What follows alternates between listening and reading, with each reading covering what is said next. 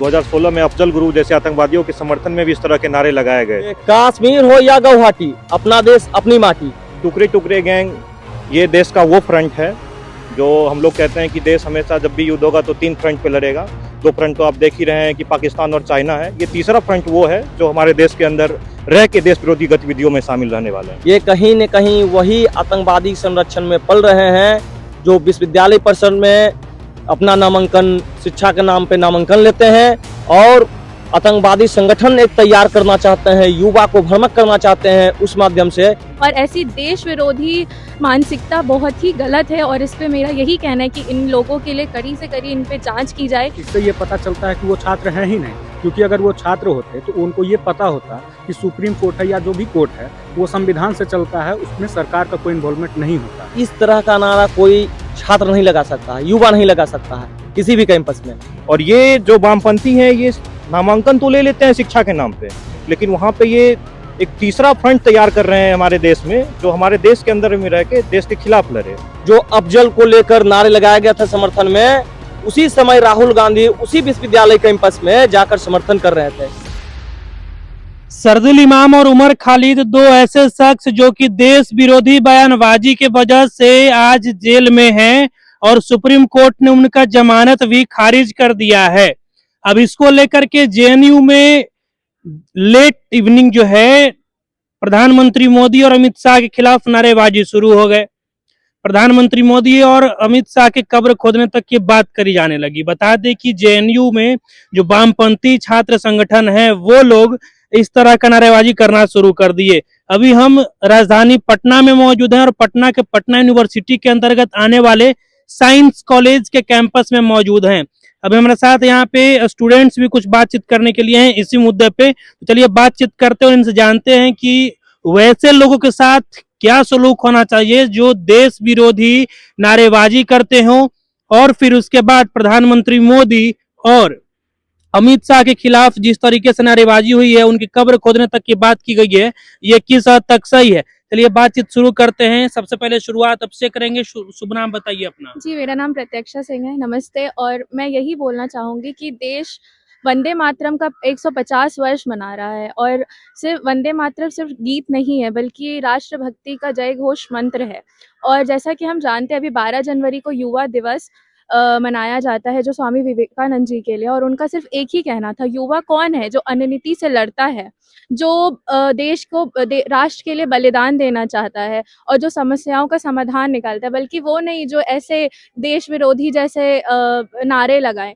और उनका एक स्वामी विवेकानंद जी एक अपने कहा था कि मैं आप सभी लोग का अभिनंदन करता हूँ, सभी धर्मों के माताओं का अभिनंदन करता हूँ। इसका मतलब क्या है कि भारत वह जगह है जहाँ पे सबको एक माना जाता है और ऐसी देश विरोधी मानसिकता बहुत ही गलत है। और इस पे मेरा यही कहना है कि इन लोगों के लिए कड़ी से कड़ी इन पे जांच की जाए और ऐसा क्यों हुआ है और ऐसा नहीं होना चाहिए, क्योंकि हम युवा को, अपने देश को ऐसे गलत विचारों को नहीं आगे बढ़ा सकते। यही मैं कहना चाहूँगी। उमर खालिद के बारे में क्या कहेंगी? कभी वो कहता था कि असम को काट के अलग कर देंगे, देश तोड़ने की बात करता था, इसके बारे में क्या कहेंगी? जी, मैं इसके बारे में यही कहूँगी कि ये अभी से नहीं, लगभग 10 वर्ष हो गए हैं इस चीज़ को और ये तब से चला जा रहा है। 2020, 2016 तब से ये सारी चीज़ें चलती जा रही है और मैं तो बहुत ही मतलब विरोधी हूँ। और उमर खालिद मतलब मैं तो कभी नहीं चाहूँगी इस ऐसे मानसिकता के लोग कभी उनको बेल मिले और उनको हमेशा ऐसे जो हो रहा है ये अगर बेल नहीं मिले, अगर उनके लोग ऐसे कर रहे हैं, ये जो टुकड़े टुकड़े पार्टी है, तो सोचिए कि अगर ऐसा वो बाहर आ जाते हैं तब कैसे कैसे मानसिकताओं से लोगों को मिलना पड़ेगा, देखना पड़ेगा। चलिए और भी यहाँ पे जो लोग हैं उनसे बात करेंगे। आप अपना नाम बताएंगे सर? जी, पीयूष नाम हुआ। पीयूष जी, क्या कहेंगे वैसे लोगों के साथ क्या होना चाहिए जो देश तोड़ने की बात करे, किसी देश के किसी राज्य को तोड़ करके अलग करने की बात करें? नहीं, ये वाकई में जो घटना हुई है ये काफ़ी असंवैधानिक घटना है। ऐसे नहीं होना चाहिए था, क्योंकि हमारा जो कॉन्स्टिट्यूशन बिल्कुल फ्रीडम देता है राइट अपना उठाने का, लेकिन एक हद तक देता है, उसमें लिमिटेशंस इंक्लूडेड है। ऐसे नहीं कि कोई माननीय जब हमारे जो प्रधानमंत्री और अमित शाह जी हैं जब कैंपस टूर पे जाएं तो ऐसे घटना का मतलब ऐसे आवाज़ उठाएं, ये काफ़ी असंवैधानिक घटना है। ये जहाँ तक कॉन्स्टिट्यूशन जो अपना बताता है संविधान, उसके एवज में इस पर कानूनी कार्रवाई जायज़ है। अच्छा, एक बात और बताइएगा, उमर खालिद एक ऐसा शख्स है जो कभी देश तोड़ने की बात करता था, जेल के पीछे है, वैसे लोगों के साथ क्या होना चाहिए? नहीं, उन पे प्रॉपर जो कानून का एक्शन है वो होना चाहिए। उसको एफआईआर नहीं मिलना, वो बेल। बेल नहीं मिलना चाहिए। एफआईआर अभी उन पे ऑलरेडी लग चुका है, तो बेल ग्रांट कभी नहीं होना चाहिए। अच्छा, एक चीज और बताइएगा, आप एक चीज को कोरिलेट कर पा रहे हैं, विपक्ष भी जो है वो ये उनका ये आरोप लगता है, जितने भी संवैधानिक संस्था हैं जैसे ईडी, सीबीआई, कोर्ट, वो सभी मोदी के इशारों पे काम करते हैं। और जब उमर खालिद को जब बेल नहीं मिला तो जेएनयू के कैंपस में भी मोदी और अमित शाह के खिलाफ नारे लगने शुरू हो गए। तो क्या आपको लगता है कि जितने भी संवैधानिक संस्थाएं हैं भारत की, वो मोदी और शाह के इशारों पे काम करती हैं? नहीं, ऐसा नहीं होता है। ऐसा ये बस विपक्ष अपना वोट बढ़ाने के लिए, लोगों का गुमराह करने के लिए ये बातें जनता के बीच में रखती हैं। लेकिन जैसे सुप्रीम कोर्ट है, वो एक ऐसे संवैधानिक बॉडी है जो स्वतः मोटो के एक्शन अपना वर्चस्व कायम रखे हुए है। आज से नहीं, आज़ादी के समय से ही, जब से कोर्ट बना है तब से वो अपना वर्चस्व कायम रखे हुए है, और उनको किसी के इन्फ्लुएंस में आने की कोई आवश्यकता नहीं है, और वो करते भी नहीं है ऐसा। जो हमारे कॉन्स्टिट्यूशन के जो कॉन्स्टिट्यूशन कहता है उसी के अकॉर्डिंगली कोर्ट अपना काम करते हैं। जी, आपका क्या नाम हुआ, आप बताइए। मेरा नाम अंशु है। अंशु जी, अभी जो कुछ मुद्दा पे चर्चा चल रहा है, आपकी क्या कुछ राय है? उमर खालिद जैसे व्यक्ति के साथ क्या होना चाहिए? सुप्रीम कोर्ट ने उनका बिल रिजेक्ट किया तो वामपंथी छात्र संगठन जो है मोदी और शाह के खिलाफ नारेबाजी करना शुरू कर दिए। बिल्कुल, क्योंकि हमारी जो कंट्री है वो एक चीज़ को फ़ॉलो करती है, जो है वसुधैव कुटुम्बकम। हम पूरे पूरे अर्थ को जो है अपना एकत्रित और इंटीग्रेट करने की बात करते हैं, और वहीं जो हमारी यूनिवर्सिटीज़ के स्टूडेंट हैं, और अगर वो ऐसे बात करते हैं कि भारत तेरे टुकड़े होंगे, मतलब भारत में ही ऐसा बात होता है, और वैसे मानसिकता के लोगों को मतलब बेल तो क्या, मतलब उन्हें इम्प्रूव करने के लिए किसी भी हद तक कॉन्स्टिट्यूशन में लॉ है, तो उसे बिल्कुल ही अप्लाई करना चाहिए। और क्योंकि टुकड़े-टुकड़े गैंग में नाम में ही बहुत बड़ा घपला है, तो वो तो आपको पता ही है। तो ऐसे लोगों की कोई भी एग्जिस्टेंस अगर डेमोक्रेटिक के अकॉर्डिंग हमारे इंडिया में है, आपको छूट दी गई है कि आप एक पार्टी को हैंडल कर सकते हैं, क्योंकि इंडिया एक डेमोक्रेटिक कंट्री है, वो कुछ बोल भी नहीं सकती। और आप देख सकते हो कि डिक्टेटरशिप हमारे यहाँ नहीं है। डिक्टेटरशिप नहीं है, तभी आप टुकड़े-टुकड़े गैंग या भी किसी भी गैंग से बोल के हमारे अपने मतलब पार्टी है उसको आप रन कह कर रहे हैं कि डिक्टेटरशिप हमारे यहाँ नहीं है, तो राहुल गांधी विदेश में जहां भी घूमने जाते हैं यही कहते हैं कि मोदी जी तानाशाह हैं, हमारे यहाँ तानाशाही चलता है। इस पे क्या कहेंगे? तो इसका रीज़न तो फ़िलहाल तो सारा दुनिया देख रही है ना, क्योंकि हमारी जो चाइना है, नॉर्थ कोरिया है, डिक्टेटरशिप आप उनसे जाकर पूछिए क्या होता है। आज हमारा जो पड़ोसी कंट्री है, हमारा नेबरहुड जो कंट्री है, नेपाल या बांग्लादेश हो या पाकिस्तान हो, उन सब की कंडीशन है वो कैसी, वो आपको अच्छे से पता है। क्योंकि हमारे यहाँ जो चीज़ें हैं वो एकदम मतलब कॉन्स्टिट्यूशन और लॉ एंड ऑर्डर के अकॉर्डिंग चल रही है, एज इट इज़ चल रही है। इसलिए चीज़ें अभी तक इतनी सुधरी हुई हैं और सस्टेन कर रही हैं। और आगे भी ये इसी मतलब कि सुप्रीम कोर्ट के जजमेंट के अकॉर्डिंग या फिर कॉन्स्टिट्यूशन के लॉ एंड ऑर्डर के अकॉर्डिंग ही रन करती रहेंगी, इसमें कोई डाउट नहीं है। और अपोजिशन जो भी बोलती है वो रूलिंग पार्टी के अगेंस्ट में, वो एक क्रिटिसिज्म हुआ, वो कहीं भी बोल सकती है, तो उनका मुंह फाड़ने का काम रहता है। लेट अस सपोज कि अगर आज कांग्रेस की पार्टी होती तो हो सकता है बीजेपी उन्हें क्रिटिसाइज करेंगे, ये तो एक दूसरे का काम होता है। डजंट इवन मीन कि आप अपनी कंट्री का जो है क्रिटिसाइज आप किसी और कंट्री में जाके कर रहे हैं। चलिए, आप क्या कहेंगे? हम आपको बता देना चाहते हैं कि जिस तरीके से विश्वविद्यालय परिसर में इस तरह का नारा लगाया गया है, कहीं न कहीं निंदनीय है, और इस तरह का नारा कोई छात्र नहीं लगा सकता है, युवा नहीं लगा सकता है किसी भी कैंपस में। ये कहीं न कहीं वही आतंकवादी संरक्षण में पल रहे हैं जो विश्वविद्यालय परिसर में अपना नामांकन, शिक्षा के नाम पे नामांकन लेते हैं, और आतंकवादी संगठन एक तैयार करना चाहते हैं, युवा को भ्रमित करना चाहते हैं उस माध्यम से। और मैं आपको ये बता देना चाहता हूँ, भारत के जितने भी युवा हैं और भारत को जोड़ने की बात करते हैं, भारत के जितने भी युवा हैं, अन्य देश देख रहे होंगे कोरोना के समय में यही प्रधानमंत्री, हमारे देश के प्रधानमंत्री जो है, हर देश को सबसे कम कॉस्ट में कोविड के समय में वैक्सीन दिया। वही भारत है जिसे सभी देशों से एक अलग लगाव है, मतलब ये आपको समरसता का भाव है हर युवा के पास। भारत के जितने भी युवा हैं, जितने भी हमारे भारत की जनसंख्या है, सब समरसता की बात करते हैं। ये देश विरोधी नारा वही संगठन लगाते हैं, वही लगाते हैं आतंकवादी संगठन, जो कांग्रेस जो भी कर रही है। 2000 देखे होंगे 16 में भी जिस तरीके से जेएनयू विश्वविद्यालय परिसर में जो अफजल को लेकर नारे लगाया गया था समर्थन में, उसी समय राहुल गांधी उसी विश्वविद्यालय कैंपस में जाकर समर्थन कर रहे थे। आपको पता होगा, यही शर्जील इमाम ने कहा था 20वीं सदी के सबसे फारसीवादी महात्मा गांधी को बताया था।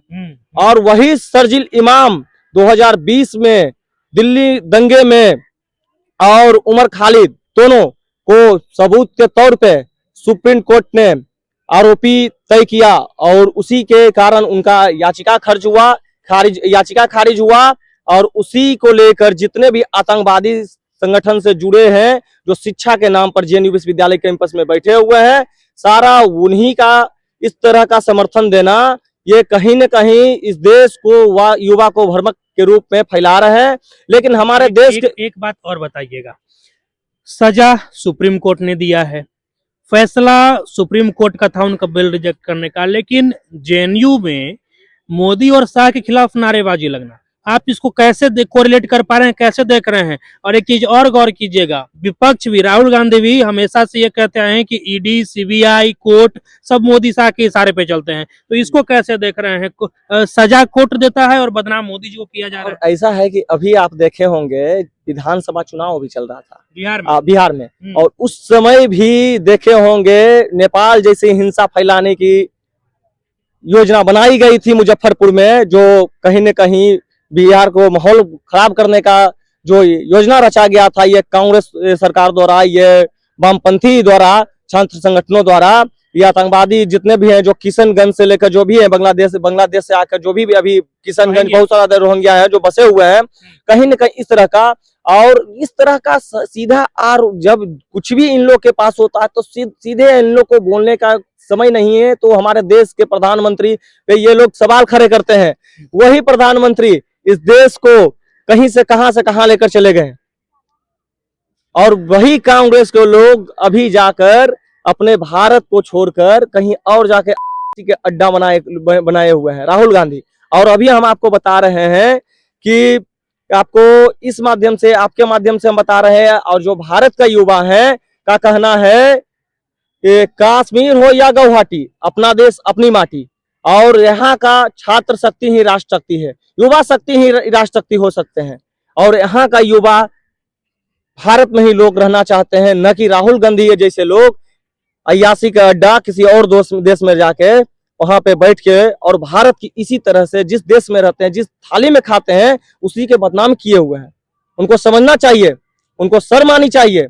और देश को युवा जिस तरह से भ्रमित कर रहे हैं, देश के युवा को, कभी भ्रमित होने वाले नहीं है देश के युवा आज बिहार विधानसभा चुनाव को भी आज दिखा दिया कि देश को युवा क्या चाहते हैं। दिल्ली विश्वविद्यालय छात्र संघ चुनाव का देश का युवा दिखा दिया, आपको हैदराबाद सेंट्रल यूनिवर्सिटी में दिखा दिया, और पटना विश्वविद्यालय में देश के युवा ही नहीं, और यहाँ की हमारी बहन भी पटना विश्वविद्यालय छात्र संघ चुनाव में 107 साल का भी रिकॉर्ड दिखा दिया। और देश का युवा कभी भ्रमक नहीं होंगे इसने आतंकवादी देश विरोधी नारे से। चलिए, आपका क्या कहना है? मोदी जी के और शाह जी का कब्र खोदने की बात चल रही है जेएनयू में, वामपंथी छात्र संगठन के द्वारा, कैसे देख रहे हैं आप? ये वामपंथियों द्वारा ये पहली बार नहीं हुई है। 2016 में अफजल गुरु जैसे आतंकवादियों के समर्थन में भी इस तरह के नारे लगाए गए थे। आज सुप्रीम कोर्ट ने भी शुरुआती सबूतों के आधार पे ये शर्जील इमाम और उमर खालिद को आतंकवादी मान के ही उन लोगों को जो है सो उनका जो बेल का जो याचिका था उसको खारिज किया है। उनको आज ये वामपंथी पचा नहीं पा रहे हैं। हमारे देश के जो हमारा देश है वो युवाओं से भरा देश है, और हमारा युवा जो है वो हमेशा राष्ट्र के हित में सोचता है। और ये जो वामपंथी है ये नामांकन तो ले लेते हैं शिक्षा के नाम पे, लेकिन वहां पे ये एक तीसरा फ्रंट तैयार कर रहे हैं हमारे देश में, जो हमारे देश के अंदर में रह के देश के खिलाफ लड़े। लेकिन मैं ये क्लियर कर देना चाहता हूं कि हमारे देश के युवा जो है इतने भ्रमित नहीं होंगे, और सुप्रीम कोर्ट ने जो आज अपना फैसला दिया है वो तो होना ही था।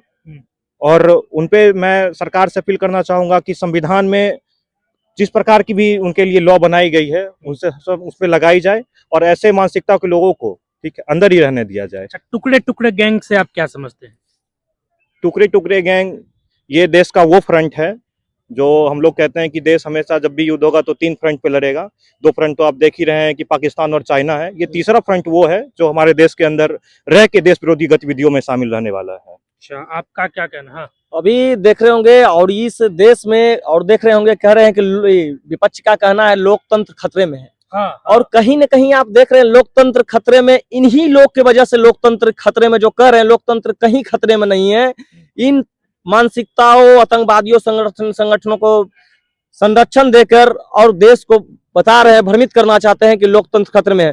कहीं भी नहीं कहा गया है कि अभिव्यक्ति की आजादी इस तरह का है। और ये कहते हैं कि लोकतंत्र, आप देखते होंगे वो अपने साथ एक कॉन्स्टिट्यूशन लेकर चलते हैं, संविधान को लेकर चलते हैं, और उसी जगह, जिस जगह हमारे देश के खिलाफ नारे लगाते हैं 2016 में पाकिस्तान के समर्थन में, अफजल गुरु के समर्थन में, और उसी समय वही जगह पे राहुल गांधी जाते हैं। राहुल गांधी आप कहते हैं लोकतंत्र खतरे में है, उनको तो शर्म आनी चाहिए। लोकतंत्र खतरे में नहीं है, आप इस देश को, आप जैसे युवा इस देश को खतरे में डाले हुए हैं। अच्छा, आपको क्या लगता है मोदी और शाह के नाम से जो है नारे लगाए जाते हैं, कहा जाता है कि उनका कब्र खुदेगा? जेएनयू का घटना है हाल ही का, आपको भी पता होगा, क्या कहेंगे वैसे लोगों के लिए जो इस तरह का बात करते हैं? तो देखिए, जेएनयू में अगर ऐसा नारा लगाया जा रहा है तो उमर खालिद जो हैं उनका याचिका खारिज तो होता है सुप्रीम कोर्ट में, और नारे जो मोदी और शाह के खिलाफ लगाया जा रहा है, तो इससे ये पता चलता है कि वो छात्र हैं ही नहीं। क्योंकि अगर वो छात्र होते तो उनको ये पता होता कि सुप्रीम कोर्ट है या जो भी कोर्ट है वो संविधान से चलता है, उसमें सरकार का कोई इन्वॉल्वमेंट नहीं होता है। तो इसके बाद अगर सरकार को आप बदनाम कर रहे हैं तो वो छात्र तो है नहीं, वो बस एडमिशन ले लिए हैं और वो आतंकवादी संगठनों से जुड़ करके ऐसा काम करते हैं।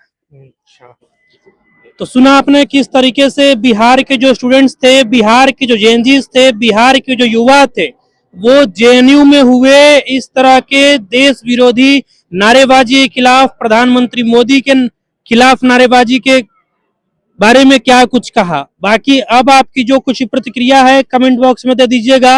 अभी के लिए फिलहाल इतना ही, मुझे दीजिए इजाजत। जय हिंद।